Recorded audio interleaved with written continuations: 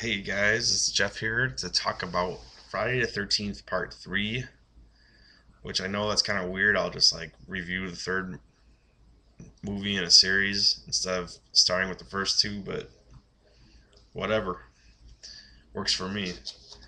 Um, and just a quick note before I get started here, there are a bunch of different versions of this. I think there's just like a standard cheap DVD version you could get, which if you could get that, fine, go for it. And I bought this version, which is the UK release off of eBay.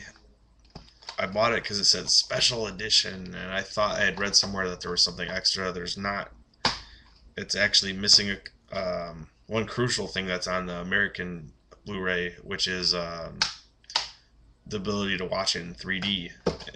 Here on this UK Blu-ray, you're stuck watching it in 2D, which kind of matters to me. I'm selling this on eBay actually right now for like $1, so go get it. Raise the bidding price anyways. And like to me it matters that it doesn't have the 3D option because I do want to see it in 3D one day because I've seen this movie on VHS, DVD, Blu-ray, two different versions now, and I've never seen it in 3D, which was what it was made for. So that would be nice. Um, Most of the other features are the same on the UK release. It's not much. It's like fresh cuts, 3D tier. I don't know what the hell that was. It was them talking about making it, I think. Legacy of the Mask, how they came up with the mask, how it was kind of by accident and it caught on beyond their wildest dreams. Slasher films going for the jugular. That's on both of them, and it's stupid. Lost Tales from Camp Blood Part 2 and Part 3, which are like these little short independent films that I don't even think really have anything to do with Friday the 13th, or maybe they do. I don't know. They're stupid. Waste of time. And the original theatrical trailer, not much. I think on the American version though, you might get audio commentary, but I'm probably dreaming. Anyways, though, always been one of my favorite Friday the 13th. Most fans like the first four, and I fall in with most fans on that. I like the first four Friday the 13th movies. They're kind of like the epitome of the slasher flick. Got 7 kids in the woods, camping out, getting killed off one by one. Some titties, some gore, a good finale, kill the motherfucker. It's a good time, right? I always like, I grew up on these movies: Halloween, Friday 13th, Nightmare. But I always liked like 2, 3, and 4 Friday 13th, and 1 too. But my favorite has always been the final chapter, which maybe I'll do a video on that one day. I probably will because I love the final chapter. And my second favorite has always been kind of a little duel between 2 and 3. I kind of lean towards 3. When I was younger, I definitely leaned towards 3 because he has the hockey mask finally in it. That's one of the cool things about 3 is that's him, Jason, getting the hockey mask. But I don't know, it's just something about it that I liked more.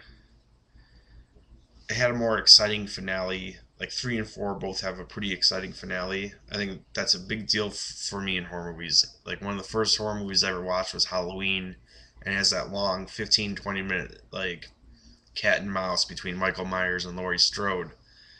And I think like Friday the 13th was trying to start to duplicate that with 3 and 4.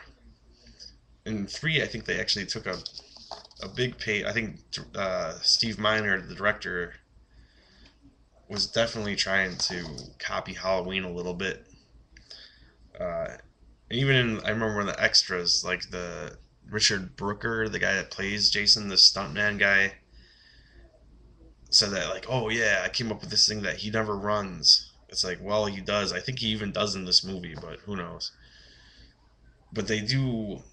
It's obviously parts of it are inspired by Halloween because in most of the first half, Jason is lurking in the background, Like you see him back in the background in his barn, like where he's recovering from part two.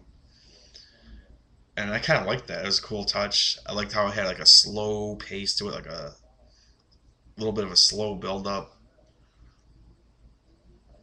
What I think this is one of, they even say it on one of the extras. This is the most successful Friday the 13th until Freddy versus Jason, which doesn't really count, right? So this is the most successful Friday the 13th.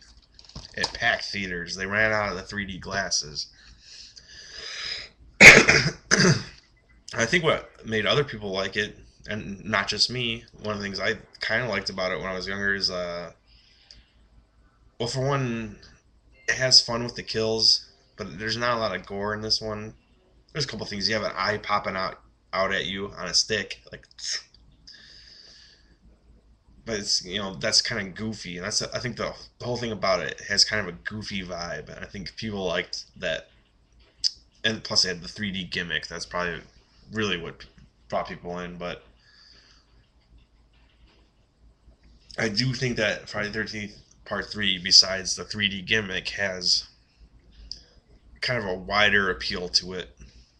It's more jokey, less violent, just kind of fun and campy. Um, and the other half of it for me is like, when I was little and still now, like the characters in 3 or 4, they had someone for you to latch onto that you could identify with. In 4, it was Corey Feldman, which I was like at the same age as him when I saw it, and he was into video games and horror movies and monster masks. It's like the same thing I was into. He had to face Jason. That's part of what makes Final Chapter the best. Plus, Final Chapter goes totally over the top on the gore. It's like the opposite of 3, but I love 4. That's my favorite. But there's something to appreciate about 3, the way they approach the stuff in here, like the violence and whatnot. And here you had, I mean, it might sound crazy about this, but when I was little, I like totally identified with Shelly, or I felt bad for him. I felt sorry for his character. And Shelly is the guy like with the big, like, I think he's like Jewish or something. He's like the big hair, and he always has to do pranks on everyone to get attention. He's like the odd man out, like just the two couples and then just him, or something like that. No, actually, there was another girl too, but like he wasn't with her or whatever. Um, I think Shelly like was one of the things that made me like it when I was little. Like I said, it just the introduction of the Jason mask, and it did have one of the more exciting finales. Not as exciting as 4, and I prefer the gore of Part 4. And honestly, Part 4, I'm gonna have to do a video on Part 4 one day, but it has like the best cast out of all of them. Like you have Corey Feldman, Crispin Glover, the the dead fuck guy, Crispin Glover's friend. I forgot his name, but he was good in it. The stoner guy that gets stabbed through the through the viewing screen. Just a fun cast, lots of gore, exciting finale. It was like the peak of the series. This is one step below the peak, Part 3. It has a different flavor. It's a little funkier. I think the opening title music kind of sets up like do do do do do do do do do do do do do do do do do do. You're getting a slightly goofier Jason here, but it is just one of the best in the series. Like him getting the mask, him shooting with the spear, so many classic moments. I liked him lurking in the barn in the background. Um, you know what? I would like to talk about it for another couple of minutes, just talking about random shit. So if you want to keep watching, keep watching.